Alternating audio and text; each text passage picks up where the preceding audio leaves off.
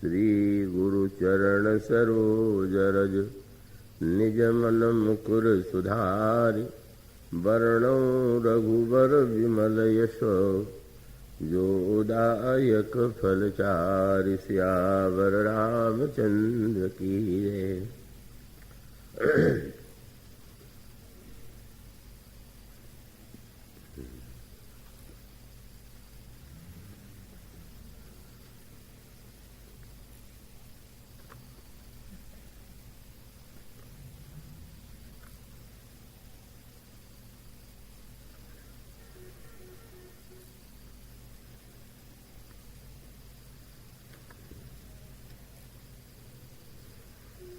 शरद ऋतु आई, लक्ष्मण देखहु परम सुहाई। फूले कास सकल मही छाई, जनु वर्षा कृत प्रगट बुढ़ाई। उदित अगस्त्य पंथ जल सोखा, जिमि लोभहि सोखहि संतोषा। सरिता सर निर्मल जल सोहा, संत हृदय जस गत मद मोहा। रस रस सूख सरित सर पानी, ममता त्याग करहि जिमि ज्ञानी। जानि शरद ऋतु खंजन आए, पाई समय जिमि सुकृत सुहाए। पंकन रेणु सोह अस धरणी, नीति निपुण नृप कै जस करणी। जल संकोच विकल भई मीना, अबुध कुटुम्बी जिमि धनहीना।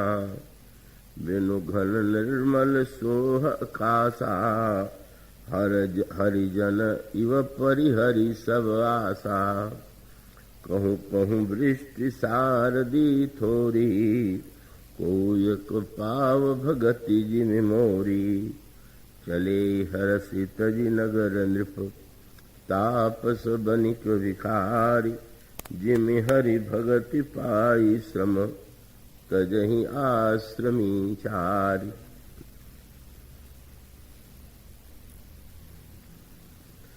भगवत कथा रसिक महानुभावों, भक्तिमती देवियों, शरद पूर्णिमा के संदर्भ से कल एक प्रसंग प्रारंभ किया गया था। आज आपके समक्ष जो पंक्तियां पढ़ी गई हैं, उसके वक्ता स्वयं प्रभु श्री रामभद्र हैं और श्रोता हैं उनके प्रिय अनुज लक्ष्मण। प्रभु किष्किंधापुरी के पास प्रवर्षण पर्वत पर निवास कर रहे हैं और वो प्रतीक्षा कर रहे हैं कि जनक नंदिनी सीता का पता लगाने के लिए कौन सा समय उपयुक्त होगा और उसके लिए किस पद्धति का आश्रय लिया जाए, किन व्यक्तियों को उस दिशा में प्रेरित किया जाए। प्रभु ने वहां पर वर्षा ऋतु को देखा और वर्षा के बाद प्रभु ने शरद ऋतु को देखा। प्रकृति में ऋतुओं का यह परिवर्तन प्रतिवर्ष होता ही रहता है। प्रकृति की अपनी एक शोभा होती है, अपनी एक विशेषता होती है। प्रकृति का एक आनंद भी होता है और प्रकृति में जो कष्ट होते हैं का उसका भी भोग तो व्यक्ति को करना ही होता है। तो ये जो शरद ऋतु है, इसको माध्यम बना करके प्रभु ने जो उपदेश दिया वह इतना विलक्षण है, इतना पूर्ण है कि ऐसा लगता है कि कोई ऐसा व्यक्ति नहीं है कि जिसके लिए उसमें कोई न कोई उपदेश विद्यमान न हो। प्रभु श्री लक्ष्मण को प्रेरित करते हैं, लक्ष्मण वर्षा ऋतु व्यतीत हो गई और यह देखो परम सुहावनी शरद ऋतु आ गई। इसमें प्रभु ने प्रारंभ बड़े अनोखे शब्दों से किया।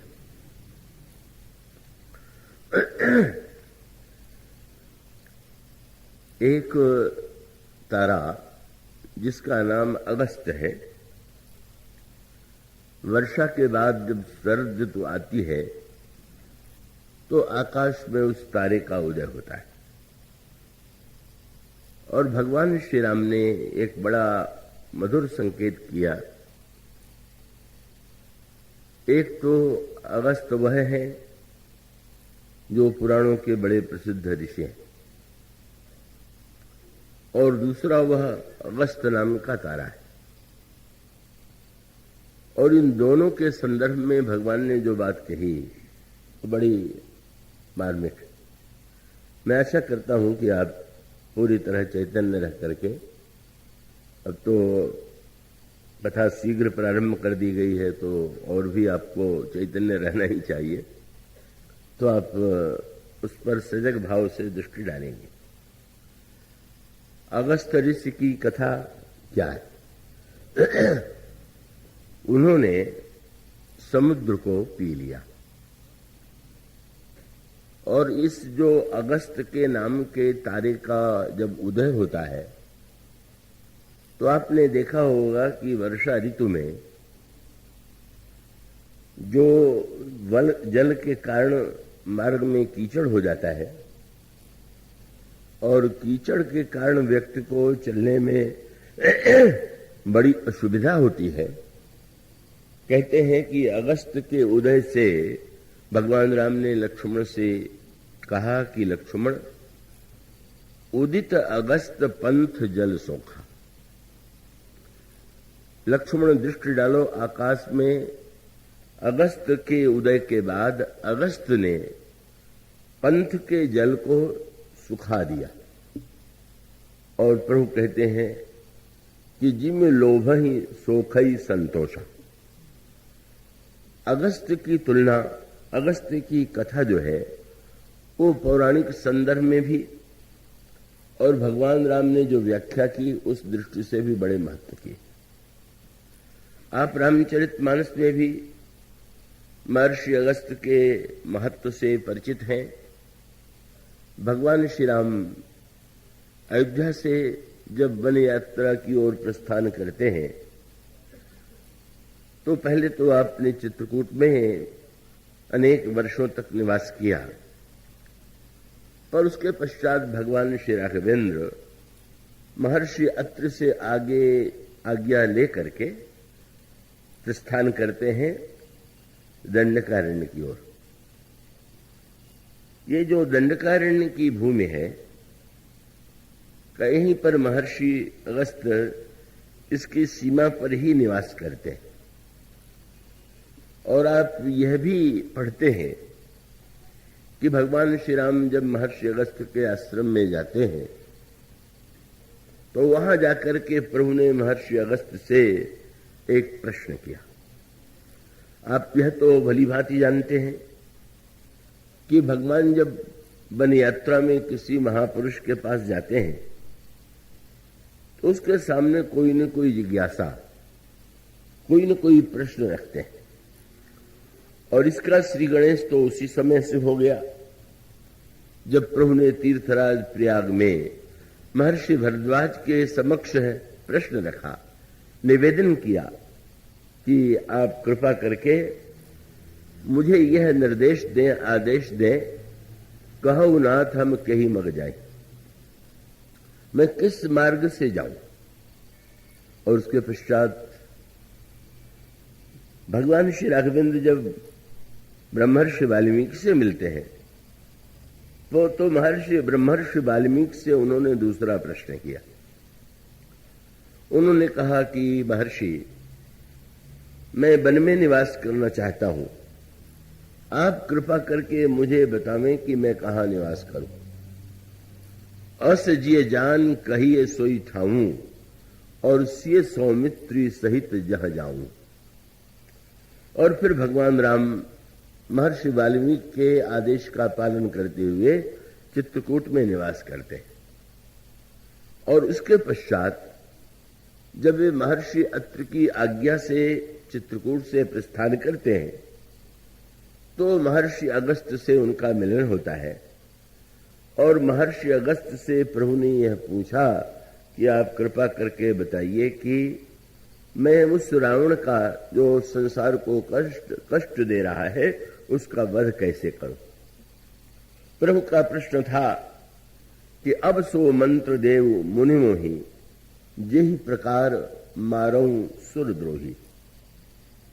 कल ये भी प्रसंग चल रहा था, जय भैया ने भी एक प्रस्ताव किया, विनीत खरे जी ने भी मेरे सामने यह कहा कि न हो तो इस बार प्रत्येक दिन एक नया प्रसंग, और वो नया प्रसंग जीवन में आने वाली जो समस्याएं हैं उन समस्याओं के संदर्भ में अलग अलग प्रसंग चुने जाए। तो ऐसे आप गहराई से विचार करके यदि देखेंगे तो सचमुच ये जो भगवान श्री राम ने इस यात्रा में अनेक महात्माओं के समक्ष प्रश्न रखे, वह प्रश्न तो उनके लिए एक लीला है, अभिनय।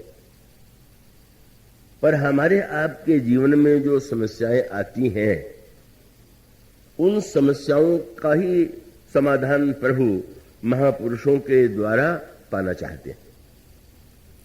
और उसका अभिप्राय यह है कि हमारे आपके जीवन में भी समस्याएं आती हैं, कई प्रश्न आते हैं, और तब उन प्रश्नों का समाधान कैसे करें, उसका क्या उपाय।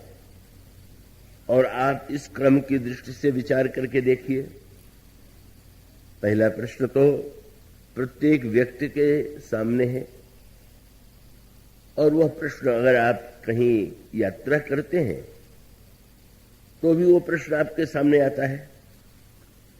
आप किसी अपरिचित नगर में जाते हैं जहां के मार्गों के विषय में आपको पता नहीं है, और तब आप पूछते रहते हैं कि भाई मैं वहां जाना चाहता हूं, वहां का मार्ग कौन सा है। भले मानुष मिल जाते हैं तो बता भी देते हैं, और ऐसे भी उलझाने वाले मिलते हैं कि उनको इसी में आनंद आता है कि इसको भटकने दो, वो किधर भी जाने के लिए प्रेरित कर देते हैं। तो इस एक नगर में यात्रा में हमें आवश्यकता है मार्गदर्शक, और तब हम सब अपने आप पर दृष्टि डालें, हम और आप कौन हैं। और तब हमारे शास्त्रों ने बड़ी मीठी बात कही कि प्रातः काल जब आपकी नींद खुले तो नींद खुलने के बाद आप तुरंत काम की हड़बड़ी में काम की दिशा में न बढ़ने लगे कि ये काम करना है, ये काम करना है। वे कहते हैं कि आप शांत भाव से थोड़ी देर के लिए चाहे पलंग पर चाहे किसी आसन पर बैठ जाइए, और तब आप अपने आप से कुछ प्रश्न कीजिए। और वे विशेष रूप से कहते हैं कि 3 प्रश्न प्रत्येक व्यक्ति को अपने आप में पूछना है। और वो 3 प्रश्न हैं, को हम, मैं कौन हूं। बड़ा विचित्र सा लगता है कि सोकर के उठने के बाद इस प्रश्न की क्या आवश्यकता है कि मैं कौन हूं। और बहुत सांकेतिक अर्थ है क्या। दिन में जब भी आपसे किसी की भेंट होती है और अपरिचित है तो आपसे पूछता है कि आपका परिचय क्या है, और तब आप अनेक रूपों में परिचय दे सकते हैं, देते हैं। अगर आप विदेश में होंगे तो आप अपना परिचय भारतवासी के रूप में देंगे। अगर किसी भिन्न प्रांत में होंगे तो आप प्रांत के नागरिक के रूप में अपना परिचय देंगे। नगर और अन्य संदर्भों में कहीं आप जाति के रूप में परिचय देंगे। कहीं कुल के रूप में परिचय देंगे और कहीं मैं किसका पुत्र हूं इस रूप में आप परिचय देंगे। और इस तरह से हमारा आपका परिचय इतने अनेक रूपों में कब सारे परिचय जो हैं एकदम बदल जाते हैं, परिवर्तित हो जाते हैं। और परिवार में भी हमारा परिचय बदलता रहता है। पिता पुत्र कह करके पुकारता है, पुत्र पिता कह करके पुकारता है, भाई भाई कह करके पुकारता है, पत्नी पति कह करके पुकारती है। हमारे आपके परिचय इतने अलग अलग हैं कि यह प्रश्न होना स्वाभाविक है। ये जो सारे हमारे परिचय हैं, प्रश्न हमारे जो परिचय हैं, क्या इतना ही है क्या? और इसके पीछे भी एक गहरा संकेत है। क्या? रात के बाद क्यों? दिन में आपके परिचय बदलते रहे, पर जब रात को आप गहरी नींद में सोते हैं तो आपको क्या भान होता है कि आप किस देश के नागरिक, किस प्रांत के नागरिक, कौन सी भाषा बोलते हैं, कौन सी आपकी जाति है, कौन सा परिवार है, कौन सा संबंध है। दिन और रात का खेल तो बड़ा अनोखा हो गया। दिन में इतने परिचय और रात में आपका कोई परिचय है ही नहीं। आपको कोई स्मृति नहीं है कि मैं ये हूं। और तब महात्माओं ने कहा कि प्रातः काल जब उठिए तो पहले विचार करके सोचिए कि जो दिन में मुझे लोग कह रहे थे, मैं कह रहा था मैं वह हूं, कि रात्रि के गहरी नींद में हमको जो लगा वो मैं हूं। यह प्रश्न बड़े महत्व का है। और आपने विचित्र बात देखी कि दिन में आपका जब परिचय दिया जाए तो परिचय के बाद कोई न कोई आप पर कर्तव्य का भार लदेगा। आप यदि ये हैं तो आपका कर्तव्य है, आपका ये जाति है तो जाति के प्रति, देश के प्रति, कुल के प्रति, परिवार के प्रति, संबंधों के प्रति आपके अनेक कर्तव्य हैं। और वो ठीक ही, आप उन कर्तव्यों का पालन करते हैं। पर जब आप गहरी नींद में सोते हैं तो आपका कोई कर्तव्य होता है क्या? आपको कोई भान होता है क्या?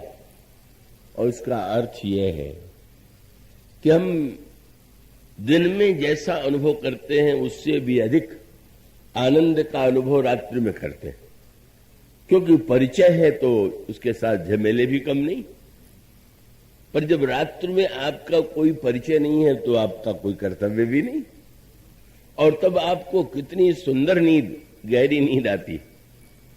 और जब आप सो करके उठते हैं तो आप ये कहते हैं कि भाई आज तो बड़े है, बहुत सुंदर नींद आई, बहुत अच्छी नींद आई, पूरा विश्राम मिला। तो दिन में श्रम, रात्रि में विश्राम। दिन के प्रकाश में हमारा आपका परिचय दूसरा, और गहरी अंधेरी रात्रि में हमारा आपका परिचय बदल गया। महापुरुष कहते हैं कि विचार करके सोचिए कि जो रात्रि में था वह सत्य था, कि जो दिन में है वो सत्य है। और दिन में भी यदि इतने परिचय है तो इन परिचयों में हम किस परिचय को मुख्यता दें। और तब एक अनोखी बात आपको मिलेगी। और शास्त्र कहते हैं कि आप इस प्रश्न पर गहराई से विचार कीजिए कि आप हैं कौन। जब आप ये निर्णय कर लेंगे कि आप कौन हैं तो आपको निर्णय करना बड़ा सरल हो जाएगा कि मुझे क्या करना चाहिए। जो आप होते हैं उसी के अनुकूल आपका कर्तव्य होता है। तो महा ऋषियों ने कहा को हम विचार करो कि मैं कौन हूं। और दूसरी बात जिसकी चर्चा प्रारंभ की गई, कोहम कुतस्ते न कुतस समागत, मैं कहीं से आया हुआ हूं, यात्री हूं कि मैं यहीं का निवासी हूं। और यदि यात्री हूं, कहीं से आया हुआ हूं तो कहां से आया हुआ हूं, और कहां से आया हुआ हूं तो उसके बाद दूसरा स्वाभाविक प्रश्न होगा कि वो हमें जाना कहां है। इसलिए महापुरुष ऋषि कहते हैं कोहम कुतस्तेन कुतस समागत। और फिर उसको यदि ऐसा लगे कि नहीं, दो रूपों में हमारा परिचय है, शरीर के संदर्भ से और आत्मा के संदर्भ से। शरीर के संदर्भ से परिचय जो है उसका प्रयोग हम दिन में करते हैं, पर रात्रि की गहरी नींद में शरीर के संदर्भ सा परिचय नहीं होता। वो तो आत्मस्थिति के रूप में ही व्यक्ति स्थित है, और तब स्वाभाविक रूप से उसको विचार करना पड़ता है, ये जो हमारा शरीर है ये सदा बना रहेगा कि नष्ट भी होगा, और नष्ट होगा तो अपने आप से प्रश्न करेंगे कि आपको जाना कहां। महापुरुष कहते हैं इन 3 प्रश्नों पर पहले विचार कीजिए और तब आप नीचे उतर करके कर्म की दिशा में अग्रसर होइए। इसका अभिप्राय कर्म के मूल में विवेक, कर्म के मूल में चिंतन, कर्म के मूल में प्रश्न। और जिन लोगों के मस्तिष्क में प्रश्न नहीं आते वो सुखी तो बहुत होते हैं। श्रीमद् भागवत में बहुत बढ़िया बात कही गई कि 2 प्रकार के व्यक्ति ही तो पूरी तरह से सुखी होते हैं। कौन से? बोले यश्च मूढ़तमो लोके, जो महामूर्ख हैं वो बहुत सुखी होते हैं, और यस्तु बुद्धे परंगता, या तो विवेक के द्वारा जो सर्वोच्च स्थिति में पहुंच जाते हैं वो व्यक्ति सुखी है। बीच वाला व्यक्ति तो बेचारा बेचैन होता है। पर यह बेचैनी, आप कोई चाहे भी कि हम महामूर्ख हो जाए तो कोई उसके बस में थोड़ी होता है। मूर्खता, बुद्धिमत्ता में तो आपका प्रयत्न काम दे सकता है, पर मूर्खता का कोई उपाय नहीं। वो तो जो है सो है। तो ऐसी स्थिति में ये जो प्रश्न है बड़े महत्व के। और जब प्रभु महर्षि भरद्वाज से कहते हैं कि महाराज मैं किस मार्ग से जाऊं, तो उनका संकेत यही कि आप और हम सब यात्री हैं, और वो यात्रा के बीच का यह जो नया परिचय है ये आपका पड़ाव है। इस बात को ये जो पुनर्जन्म का सिद्धांत है वो बड़े महत्व का है। अगर पुनर्जन्म के सिद्धांत का सदुपयोग किया जाए तो समाज में और व्यक्ति के जीवन में बहुत अंतर आने की संभावना है। और उसका अभिप्राय क्या है कि कभी कभी हम जो वर्तमान है उसी को सब कुछ मान लेते हैं, और उसको मान ही नहीं लेते हैं। हम उसमें इतने डूब जाते हैं कि अंतुगत्वा हम स्वयं अपने को ऐसी स्थिति में पहुंचा देते हैं कि जहां पर हम दुख और अशांति से घिर जाते हैं। और उसको दृष्टांत के रूप में यूं कहें कि आपको नाटक में कोई अभिनय करने के लिए दिया गया, और जब आप नाटक के मंच पर अभिनय करेंगे तो आपकी कुशलता तो यही है कि आपका अभिनय नाटक न लग करके बिल्कुल यथार्थ लगने लगे। किंतु तन्मय होकर के यथार्थ के रूप में नाटक का दर्शन करने के बाद भी अगर कहीं अभिनेता ने मंच पर वह जो दिखाई देता है या प्रदर्शित करता है उसी को मानने की भूल कर बैठेगा तो उसकी दशा क्या होगी। अब कई लोग तो ऐसे विचित्र हैं, दिल्ली में एक सज्जन जब उधर से निकलते हैं तो पूछ देते हैं लोग, कहिए रावण जी कैसे? बेचारे रामलीला में रावण का अभिनय करते हैं। अब वो अगर सचमुच विनोद में रावण कह दिया जाए, पर वो सचमुच क्या रावण है क्या? और अगर कहीं वो अपने को रावण मानने की भूल कर बैठे तो रावण मानने में ही संकट नहीं है, हरिश्चंद्र मानने में भी तो बड़ी भूल है। हरिश्चंद्र जी के नाटक में हरिश्चंद्र बने हुए अभिनेता ने सारा राज्य दान दे दिया, सब कुछ दान में दे दिया, और अगर किसी अभिनेता ने रंगमंच पर हरिश्चंद्र का पाठ दोहराया पर बाद में भी उसने अपने को हरिश्चंद्र मान लिया तो क्या होगा? एक सज्जन नाटक के मंच को वास्तविक सत्य मान बैठे, अरे ये तो हरिश्चंद्र इतने महान दानी हैं, बड़े उदार हैं, और वो सोचने लगे कि ऐसे उदार और दानी व्यक्ति से तो मिलना चाहिए।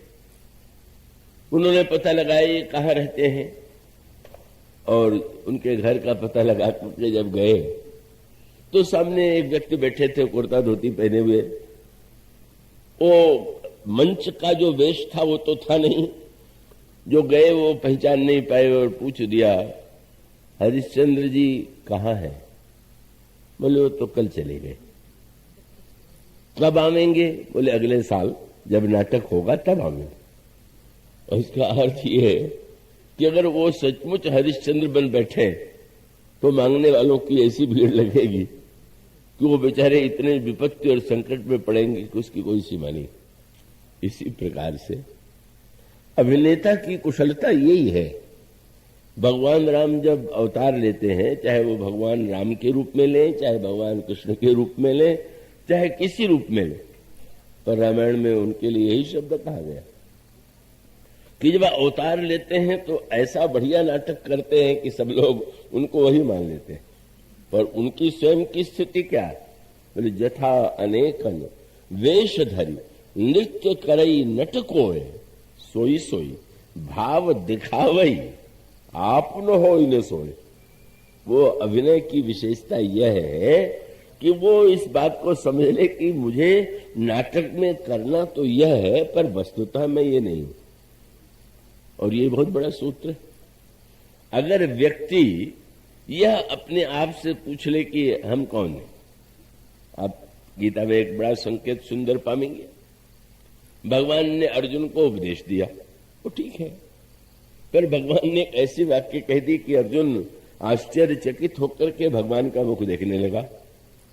भगवान ने कहा, अर्जुन ये जो तुम्हें मैं ज्ञान सुना रहा हूं, सबसे पहले मैंने इसका उपदेश सूर्य को दिया और सूर्य ने मनु को दिया, मनु ने इक्ष्वाकु को दिया और इक्ष्वाकु के द्वारा यह ज्ञान राजर्षियों के जीवन में प्रकट हुआ। विवस्वान मन में प्राह मनु मृक्षाक्वे ब्रवीत। अब अर्जुन वहां फाड़ के देख रहे, महाराज आपकी कितनी आयु है? ये लंबी चौड़ी बात आपने तो कह दिया।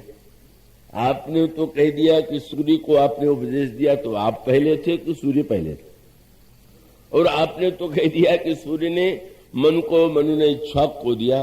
और तब भगवान ने अर्जुन को जो सूत्र दिया बड़ा अनोखा था। भगवान ने कहा, अर्जुन बहूनि में व्यतीतानि जन्मानि तव चार्जुन। अर्जुन हम तुम आज इस रूप में दिखाई दे रहे हैं, हम उतने ही नहीं, मेरे भी जन्म अनेक हो चुके हैं और तुम्हारे भी जन्म अनेक हो चुके हैं। तो महाराज आप में और हम में अंतर क्या है? बोले अंतर यह है कि मुझे सब पता है और तुम्हें पता नहीं। जीव और ब्रह्म का अंतर यही है। ब्रह्म जो है उसको सर्वत्र को सब कुछ ज्ञात है, पर जीव बेचारे को याद नहीं। और याद नहीं होता, याद नहीं है तो ये भी भगवान की बड़ी ही कृपा। हम लोगों का पूर्व जन्म हो चुका है और अगर पूर्व जन्मों की याद सचमुच कहीं भगवान दे दे तो इतनी बड़ी विपत्ति आवेगी। क्यों? एक ही जन्म में इतने शत्रु मित्र हो चुके हैं। पूर्व जन्मों के अगर शत्रु मित्र दिखाई देने लगे तो बेचारे की क्या दशा होगी? कहीं ऐसा न हो कि आपका जो पुत्र है आपको दिखाई दे जाए कि ये मेरा पूर्व जन्म का शत्रु और ये तो बड़ा मेरे बड़ा विरोधी है, और तब आपकी दशा क्या होगी? अब ऐसे पुत्र के ऐसा व्यक्ति भी तो आपका पुत्र हो सकता है कि जिसने पूर्व जन्म में आपकी हत्या की। कोई शास्त्रों में इसका विचित्र विश्लेषण है। तो इसका अर्थ क्या हुआ कि क्या हम संबंधों का पालन न करें? संबंधों का पालन करते हुए उसी को परम सत्य न मान लें। बस मूल सूत्र ये, संबंध का निर्वाह करें अभिनेता के रूप में और अच्छी तरह से करें, लेकिन इस बात को याद रखें, इस जन्म में मेरा यह एक नाता है और उस नाते के रूप में मैं इस कर्तव्य का निर्वाह करता हूं। पर यह आवश्यक नहीं कि पिछले जन्म में भी मेरे ये संबंधी ही रहे हो, मेरे प्रिय ही रहे हो। वो एक बड़ी विचित्र सी संस्मरणात्मक कथा आई थी कि वो एक बहुत ही प्रतिभाशाली का युवक, बड़ा शिक्षा में बहुत ही पढ़ने में तेज, हर दिशा में, और जब वो युवक हुआ तो बहुत भीषण बीमारी पड़ी और बहुत लंबे समय तक वो अस्वस्थ रहा। और पिता ने बहुत बड़ी संपत्ति उसकी खर्च करके उसके रोग की चिकित्सा किया, पर वो अच्छा नहीं हुआ। पर वो कहा जाता है कि उसको अंतिम दिन उसने पिताजी को बुलाया और पिता से कहा कि आपको पता है मैं कौन हूं? तब वो पिता से परिचय दिया कि आपने मेरी सारी संपत्ति हड़प ली थी और बड़ा कष्ट मुझे दिया था, इसीलिए बेटा बन करके उसी कर्ज को मैं उतरवा रहा हूं। अब वो पूरा हो गया, मैं जा रहा हूं, आप रोइए। तो इसका अर्थ ये हुआ कि एक बार व्यक्ति इस सत्य को अगर समझ ले कि वो सत्य और असत्य वो है, वर्तमान का सत्य होते हुए भी वो भूतकाल का सत्य नहीं, और भूतकाल का ही भविष्य का भी वो सत्य हो या आवश्यक नहीं। और तब व्यक्ति को यह पता लगाना होगा कि कोई ऐसा संबंध है क्या कि जो पहले भी था, अब भी है और भविष्य में भी रहेगा।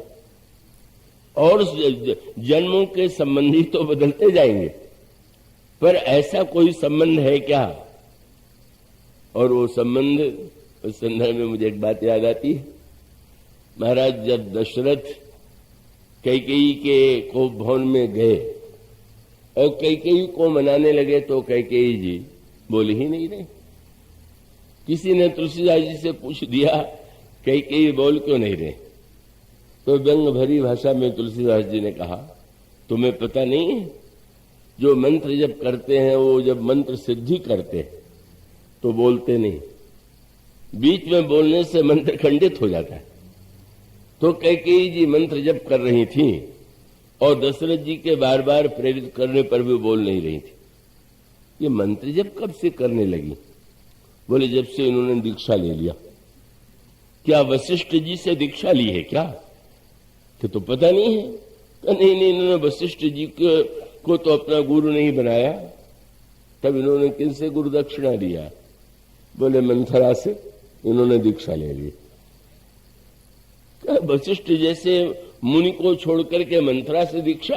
बोले मंथरा के समान कोई हो सकता है क्या? मंथरा की विशेषता?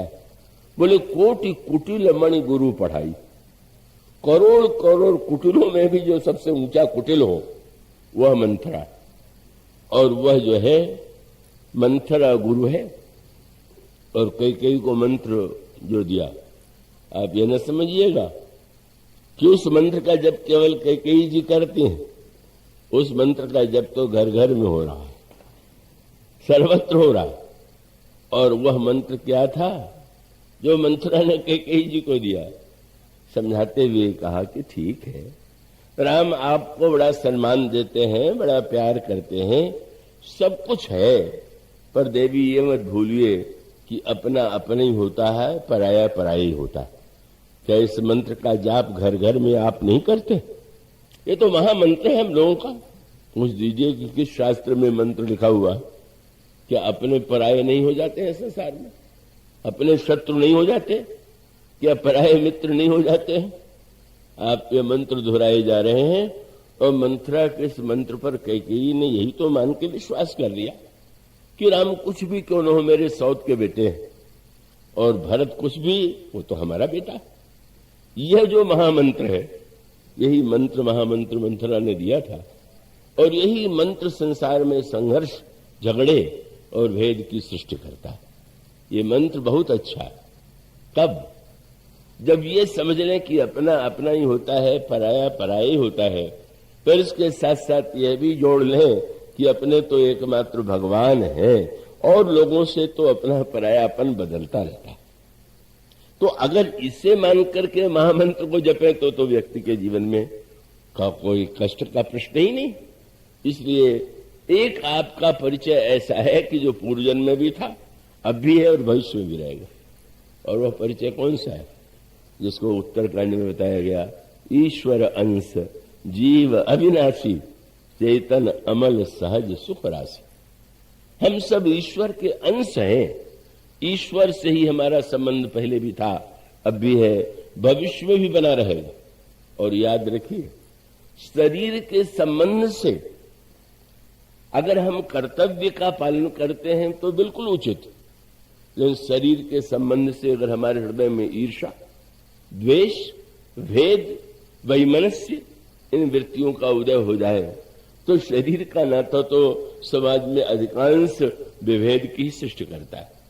इसलिए सुमित्रा अम्मा ने लक्ष्मण जी से कहा था, लक्ष्मण तुम ये मत कहना कि मेरा कोई नातेदार नहीं, तुम्हारे नातेदार हैं, पर तुम नातेदार को शरीर के संबंध से मत मानना। तब मां ने एक सूत्र दिया से लक्ष्मण जी को, पूजनीय प्रिय परम जहां थे सब मानिए ही राम के नाते। राम केंद्र में बनाओगे तो राम का नाता व्यक्ति के जीवन में भक्ति भावना, प्रेम और सद्भाव की सृष्टि करेगा। और शरीर को ही केंद्र बना करके नाते बनाएंगे तो प्रारंभ में बहुत सुख की बड़ी अनुभूति भले ही हो, पर शरीर के संबंध के प्रति हम जितना अधिक गहराई से आसक्त होते जाएंगे उतना हम अपने लिए विपत्ति और संकट मोल ले लेंगे। इसलिए मानो वह प्रश्न को हम, और फिर दूसरा प्रश्न ये कि अगर मेरा पूर्व जन्म हो चुका है और ये जन्म है तो उसके पश्चात हम एक यात्री ही तो हैं, हमें कहां जाना। और इसीलिए गोस्वामी जी ने लिखा कि पूछा गया कि इतने बड़े राज्य को छोड़ करके भगवान राम बन जाने लगे, उनको दुख क्यों नहीं हुआ। और तो बड़ी सुंदर बात उन्होंने कही, आप कहीं जाएं किसी नगर में और धर्मशाला में ठहरे हुए हो तो क्या धर्मशाला के कमरे से निकल करके दूसरे दिन जहां आपको जाना है जाने में कोई दुख होता है क्या। उसका अर्थ है कि नहीं, ये तो है ही है धर्मशाला, आए थे और हमें तो और कहीं आगे जाना है। गोस्वामी जी ने कहा, भगवान राम को तुलसीदास जी ने कहा, संसार में सबसे बड़े यात्री होने की शिक्षा प्रभु श्री रामभद्र ने दी। गोस्वामी जी कहते हैं, लियऊ चोरिचित राम बटोही। राजा राम का ध्यान तो करते हैं लोग और अनेक रूपों में ध्यान करते हैं, पर जरा बटोही राम का ध्यान कीजिए। और तब गोस्वामी जी कहते हैं, कीर के कागर जो नृप चीर शरीर लस्यो तज नीर जो काई। गोस्वामी जी कहते हैं, आप में ये जो कीर के कागर जो नृपचीर आप पक्षियों के संदर्भ में देखेंगे, उनका पंख टूट करके गिर जाता है पर उनको दुख नहीं होता क्योंकि नए पंख निकल आते हैं। जल के ऊपर अगर काई छा गई हो और काई को हटा दिया जाए तो दुख नहीं होता। भगवान श्री राम जब वन में चले, जब उनसे कहा गया कि रेशमी वस्त्र उतारिए, आभूषण उतार दीजिए, तो गोस्वामी जी कहते हैं भगवान राम की मनस्थिति क्या थी। बोले, कीर के कागर जो नृपचीर शरीर लस्यो तज नीर जो काई। और राजीव लोचन राम चले। कमल है ना, कमल की विशेषता क्या, जल में भी है और जल से अलग भी है। ये प्रभु कौन है, राजीव लोचन। और अगर कहीं हम लोग राजीव लोचन बन जाए, राजीव लोचन के सौंदर्य की बात जाने दीजिए, पर इसका अभिप्राय अगर हम सबको वह दृष्टि प्राप्त हो जाए कि हम रहें और रह करके भी अलग भी रहें, तो हमारे प्रभु तो राजीव लोचन है। और राजीव लोचन राम चले तज बाप को राज बटाऊ की नाई। उनको ये नहीं लगा कि अरे मेरे पिता का राज्य दूसरा ले रहा है। मुस्कुराते हुए चले गए। और चले जाने के बाद भगवान ने जब महर्षि भरद्वाज से पूछा, कहिए नाथ हम कहीं मर जाए, यह प्रश्न है हमारे जीवन का।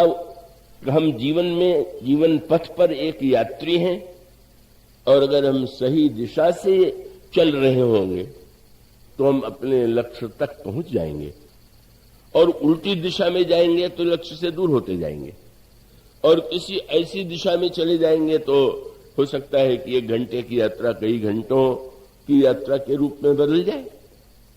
और यह जो प्रश्न है भरद्वाज जी से भगवान राम ने पूछा, और उसके संदर्भ में विनय पत्रिका में गोस्वामी जी ने जो बड़ा मार्मिक पद लिखा है उसमें यही तो उन्होंने कहा है, अरे भाई राम कहते चलो, राम कहते चलो, राम कहते चलो भाई रे, नाही तो भव बिगारे में परिहव, छूकत अति कठिनाई रे।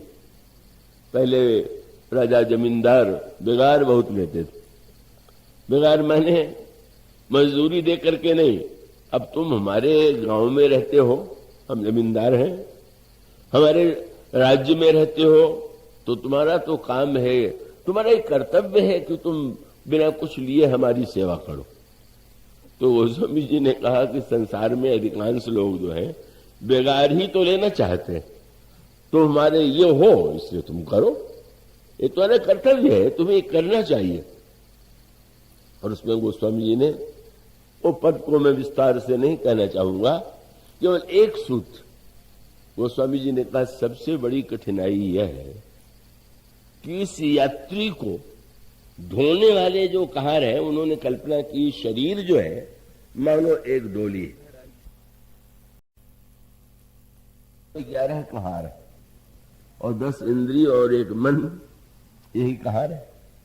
और उसमें भी व्यंग क्या है कि कहार अगर एक दिशा में ले चले तो सुख मिले, पर जितने कहार हैं सब अपनी अपनी दिशा में खींचने लगे तो बेचारे की दशा क्या होगी।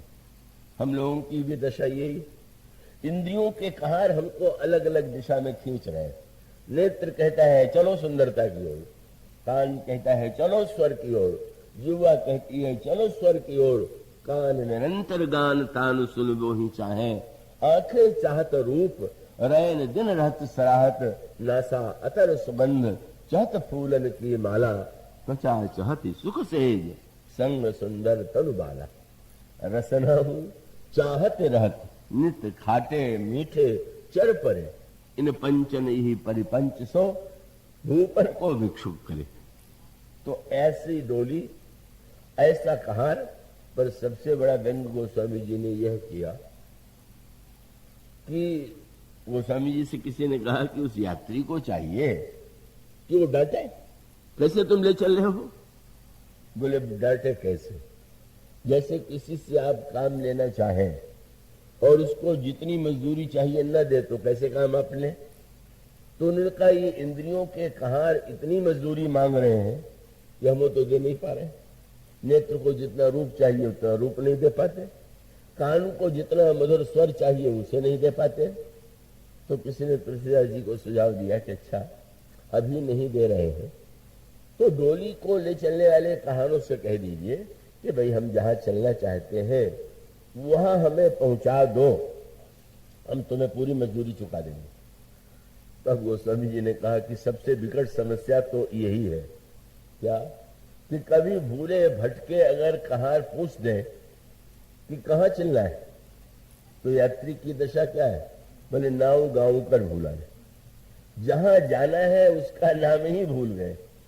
अब ऐसा जो यात्री है जिसको जीवन के लक्ष्य का पता ही नहीं, पूछा जाए कि आपके अपने विचार करके देखा आपके जीवन का उद्देश्य क्या है, आपके जीवन का लक्ष्य क्या है? जब उद्देश्य और लक्ष्य का निर्णय होगा तभी तो मार्ग का निर्णय होगा। जब आप किसी से पूछते हैं तो पहले ये तो बताते हैं कि आपको इस मोहल्ले में जाना है। इसीलिए तो प्रभु और मुनि जी में अच्छा खासा व्यंग विनोद हो गया। प्रभु ने जब ये कह दिया कि कहो नाथ हम कहीं मग जाही, महाराज मैं किस मार्ग से जाऊं, तो मुनि जी ने कह दिया सुगम सकल मग तुम कहाँ है, सारे मार्ग तुम्हारे लिए ठीक है। ये कोई उत्तर हुआ? कोई आपसे पूछे कि मैं कहाँ जाऊं, मेरे लिए रास्ता बताइए, और वो बाद में कह दे कि वो आपके लिए तो सभी रास्ते ठीक है। पर व्यंग यह था कि प्रभु ने महर्षि से यह तो पूछा कि मार्ग बताइए, पर ये नहीं बताया कि जाना कहाँ। तो विनोद में मुनि जी ने कहा कि अगर कहीं न जाना हो तो चाहे जिधर चले जाइए, अगर केवल चलना ही है। प्रभु का उद्देश्य यह था कि सत्य तो यह है कि व्यक्ति अपने उद्देश्य को भी भूल गया है और वो मार्ग को भी भूल गया है। सत्संग का उद्देश्य है कि व्यक्ति को अपने लक्ष्य का भी ज्ञान हो और लक्ष्य के ज्ञान के साथ साथ उसको मार्ग का भी ज्ञान हो। और इस तरह से प्रभु ने पहला प्रश्न जो किया वो बड़े महत्व का सूत्र है। और आप देखेंगे कि महर्षि ने जैसे मार्गदर्शक को दिए, प्रभु ने उन्हीं का आगमन किया। और फिर दूसरा प्रश्न, मैं कहाँ रहूं, मैं कहाँ निवास करूं? और उसमें प्रभु ने बड़ी मीठी बात कही, मुझे आप ऐसा कोई स्थान बताइए कि जहां मेरे रहने से किसी को कष्ट न, मुनि उद्वेग न पावई कोई। महाराज, मेरी किसी व्यवहार से, मेरे किसी आचरण से मुनियों को कष्ट न। तो प्रभु का मानो अभिप्राय यह है कि अगर हम जीवन में कहीं निवास करेंगे तो निवास करने में मूल तत्व क्या है कि हम यह ध्यान रखें कि हमारे कारण किसी दूसरे को उद्वेग तो नहीं हो रहा, कष्ट तो नहीं हो रहा, पीड़ा तो नहीं हो रही। अगर यह भावना व्यक्ति के जीवन में हो, भगवान श्री राम से पूछा महर्षि ने, रहोगे कहाँ? और प्रभु ने बड़ी मीठी बात कही, राजमहल में रहते थे और अब जा रहे हैं वन में। राजकुमार ने पूछा कि मैं कहाँ रहूं? तो राजकुमार प्रभु श्री रामभद्र ने बड़ी मीठी बात कह दी, मुझे कोई सोने चांदी के महल की आवश्यकता नहीं, मैं तो तह रची रुचिर पर्ण तृणशाला वास करऊं कछु काल कृपाला। महाराज, मैं तो पत्तों की कुटिया बना लूंगा। याद रखिएगा, पत्ते की कुटिया में भी बड़ा सुख मिल सकता है और सोने के महल में भी बड़ा दुख मिल सकता है, मिलता है, दिखाई देता है। और उस पत्ते की कुटिया में कितना सुख मिला भगवान राम सीता जी को, लक्ष्मण जी को, कि तुलसीदास जी ने यही कहा कि क्यों कहो चित्रकूट गिरि संपत्ति, महिमा मोद मनोहर ताई, तुलसी जहां बसी लखन राम सिंह, आनंद अवधि अवध विसराई। अयोध्या के महल की याद नहीं, परिवार की याद नहीं, बोले पर्ण कुटी प्रिय प्रियतम संगा, प्रिय परिवार वो कुरंग विहंगा, सासु ससुर सम मुनितीय मुनिवर, कन्न मूल फल असन अमीय फर, नाथ साथ साथरी सुहाई, मैन सैन सम सुखदाई।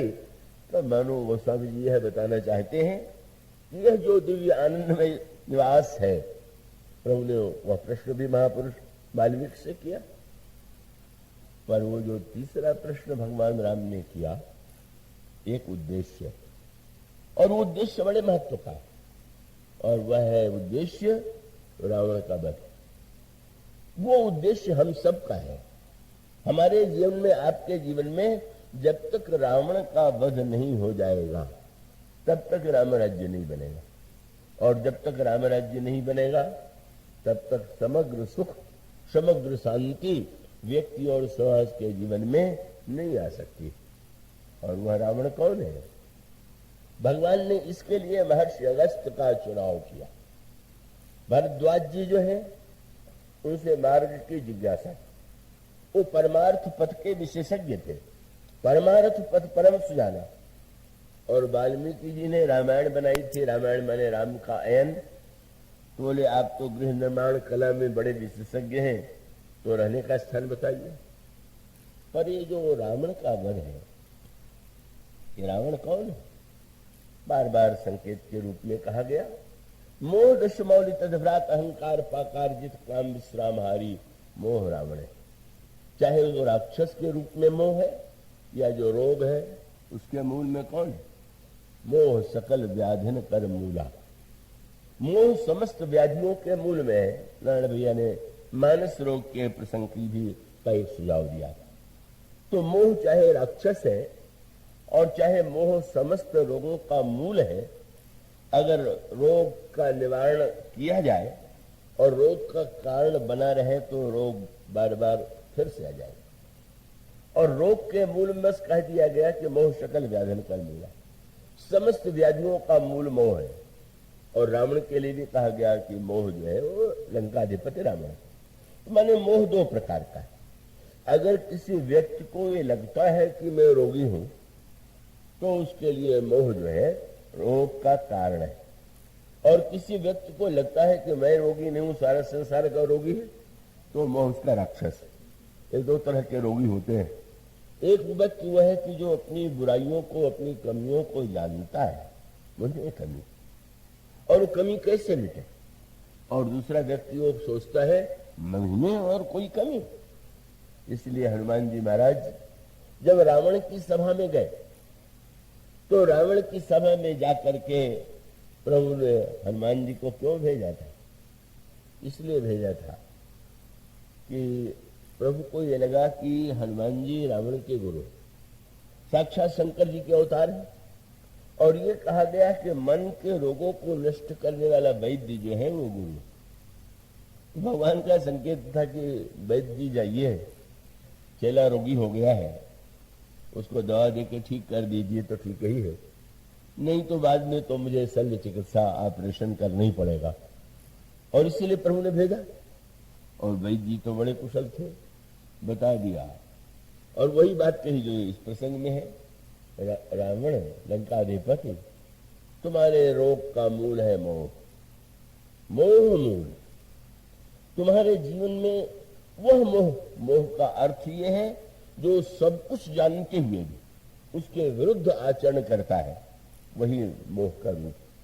बस आप गहराई से विचार करके देख ले तो समस्या जानने से वेदिक है, जानबूझ करके भी वही कार्य दोहराना, वही कार्य करना, वही भूल करना। हनुमान जी ने कहा, रावण तुम तो महान पंडित हो, मैं तुमसे नहीं कहूंगा कि तुम अज्ञानी, पर मैं ये जरूर कहूंगा कि तुम्हारी समस्याओं के मूल में मोह। और इसलिए मैंने तुम्हारे रोग को समझ लिया, ये मोह का मूल है। इस मोह को तुम्हारे हृदय से यदि मिटा दिया जाए तो तुम स्वस्थ हो जाओ। और इसके लिए दो वस्तुएं हनुमान जी ने कही, उनका मैं तुम्हें दवा भी बता रहा हूं और तुम्हें पथ्य भी दे रहा हूं। पथ्य क्या है? बोले त्याग तम अभिमान, तुम अपने जीवन के तमोगुणी अभिमान को छोड़ दो। बहुत सुंदर बात यहां पर कही गई। कई बार कहा जाता है कि अभिमान को छोड़ दीजिए, अभिमान छोड़ दीजिए। अभिमान छोड़ देने की बात कहना सरल है, और अभिमान छूटता उठता नहीं। व्यक्ति भले ही समझ ले कि वो अभिमान रहित है।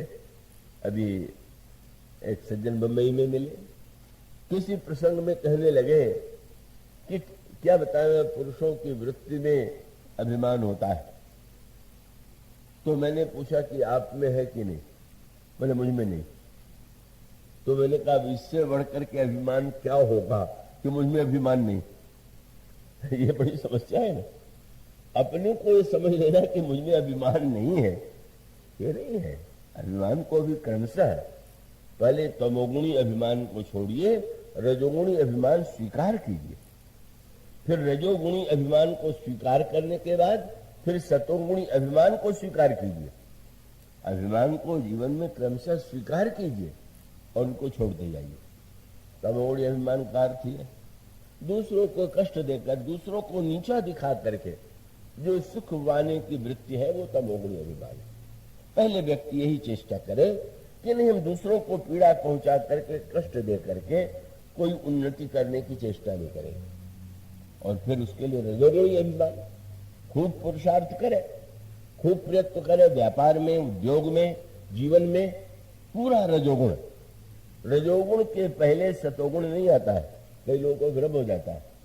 रजोगुण के आने के पहले तमोगुण आ जाता है। निष्क्रियता जो है वो तमोगुण है, ये भी एक तमोगुण का पक्ष है। और तब मानो पुरुषार्थ करने के लिए हम रजोगुण करें, रजोगुण को स्वीकार करें। ये नहीं कि हम दूसरों से ईर्ष्या करते रहें या दूसरों को गिराने की चेष्टा करते रहें, हम उन्नति करके आगे बढ़ेंगे। और एक बार रजोगुणी अभिमान जब उसका परिणाम अच्छे और बुरे दोनों रूप में आवे, तब व्यक्ति को चाहिए कि वह जो है सतोगुणी अभिमान को जीवन में स्वीकार करे। चाहे वो देश का अभिमान है, चाहे जाति का अभिमान है, चाहे परिवार का अभिमान है। का इसलिए का रावण को भी उपदेश दिया जा रहे, तुम किस कुल के हो? ऋषि पुनस्त जस विमल कमयंका तेहि ससी महाजन हो कलंका। तुम तो पुनस्त ऋषि के कुल में, मैं इस कुल में उत्पन्न हुआ हूं।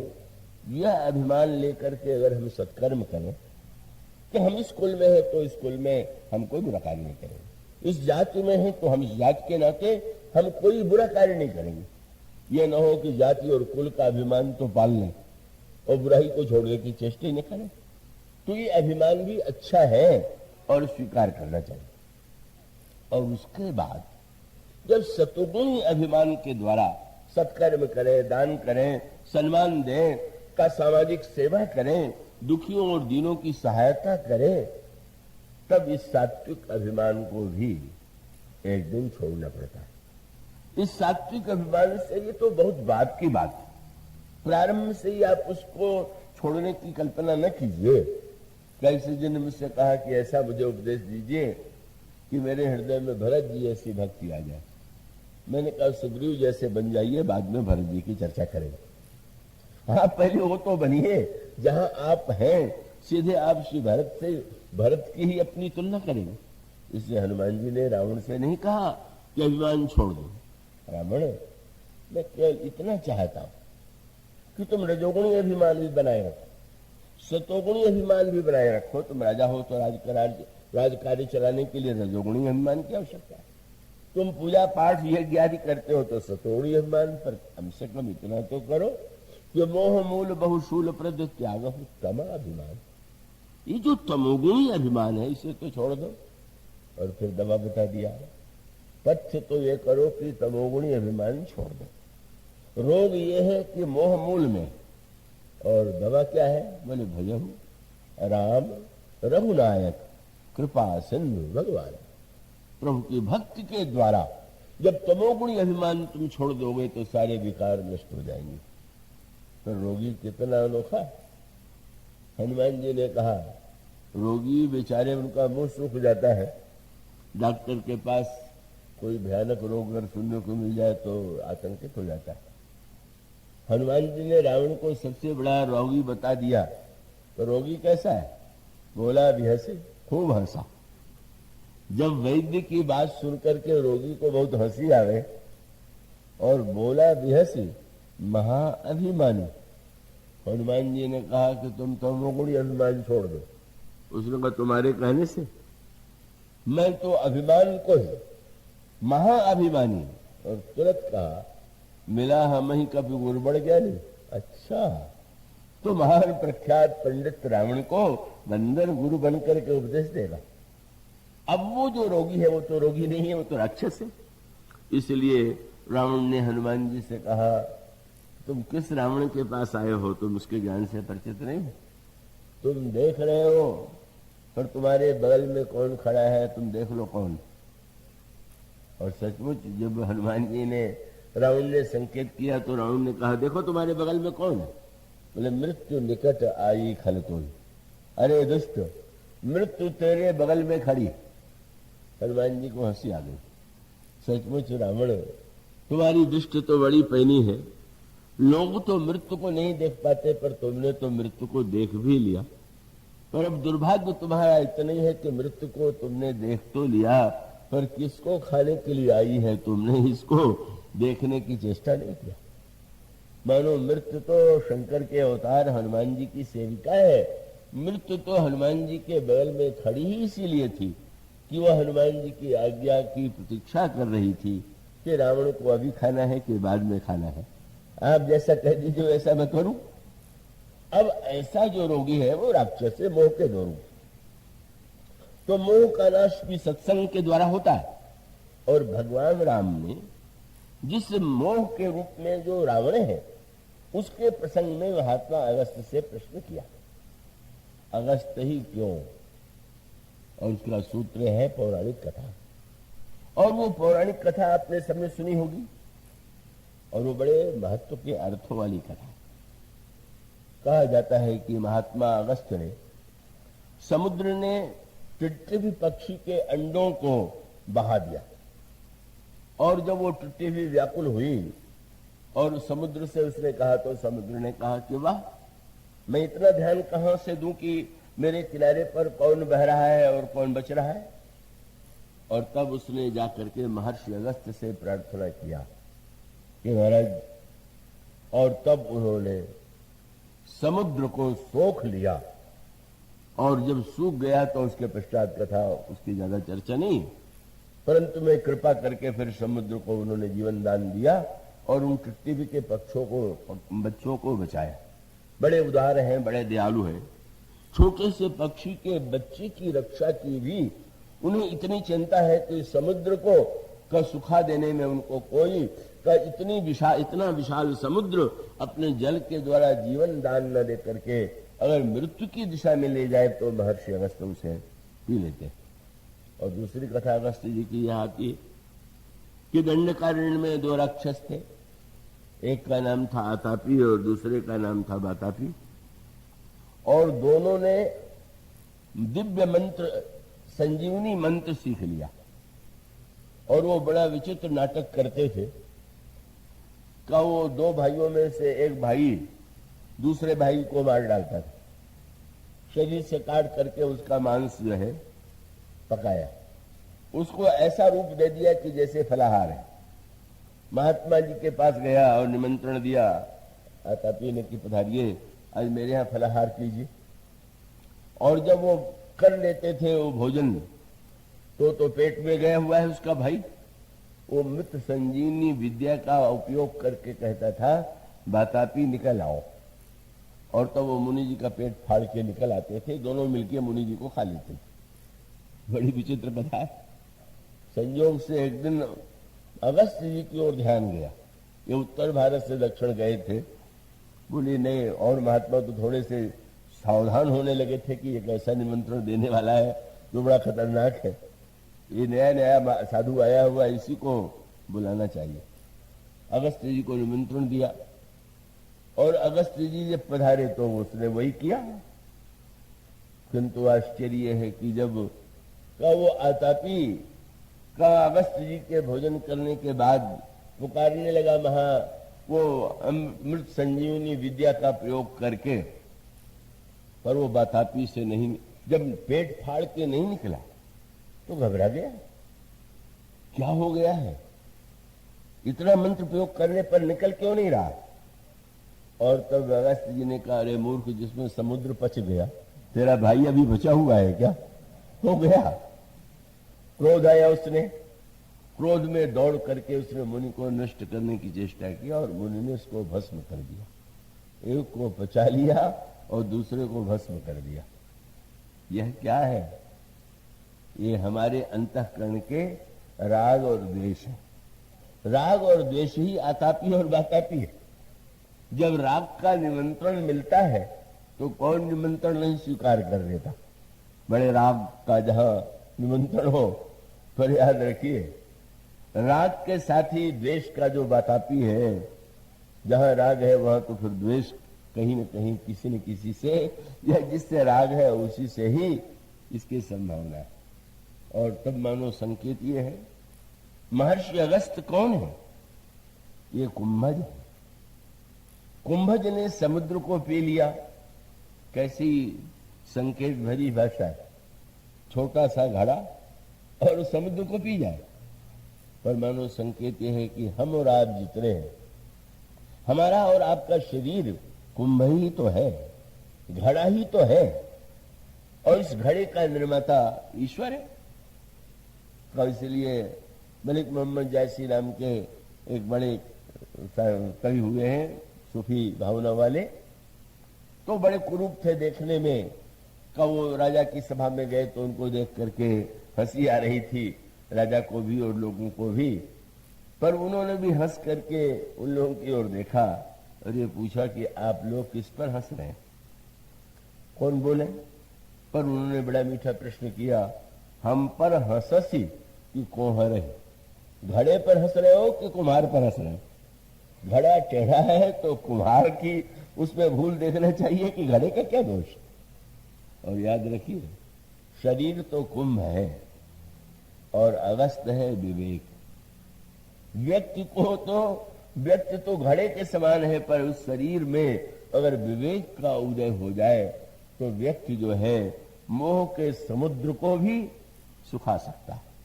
यह महानतम अगस्त की विशेषता है। और वह मानो एक को पचा लिया और एक को जला दिया। राग को पचा लीजिए, देश को जला दीजिए, ऐसे महान महापुरुष हैं अगस्त।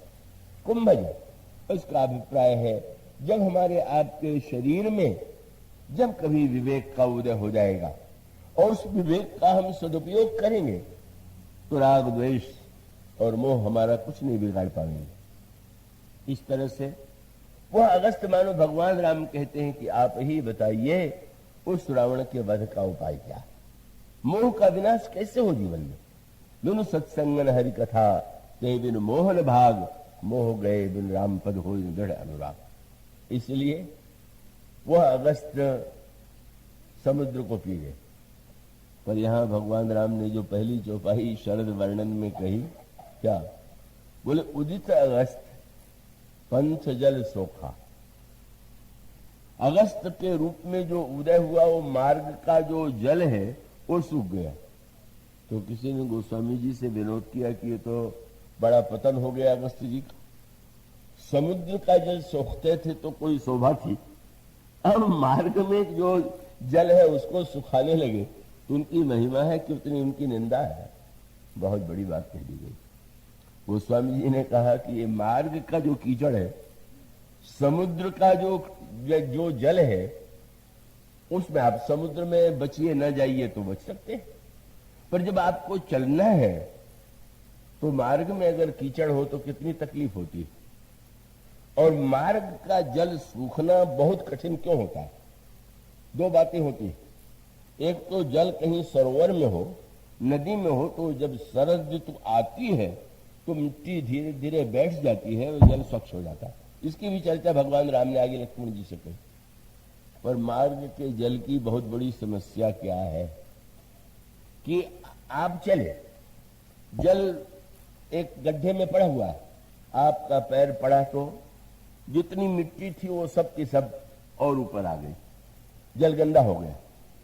और आप निकल कर गए तो थोड़ी देर अगर शांति रहे तो शायद मिट्टी नीचे बैठ जाए, पर तब दूसरा आ गया, तीसरा आ गया। और इसीलिए गोस्वामी जी ने कहा कि मनुष्य के जीवन की दशा क्या है। उन्होंने कहा कि भाई सदा मलिन पंथ के जल जो कबहू न हृदय थिरानो। हम लोगों की दशा क्या है? हम लोग मार्ग के जल हैं, हमारे हृदय में लगता तो चुल्लू भर है, पर कभी भी, और इसका अर्थ क्या कि अगर एक बार कामना आवे और शांत हो जाए तो धीरे धीरे मिट्टी नीचे बैठ जाएगी।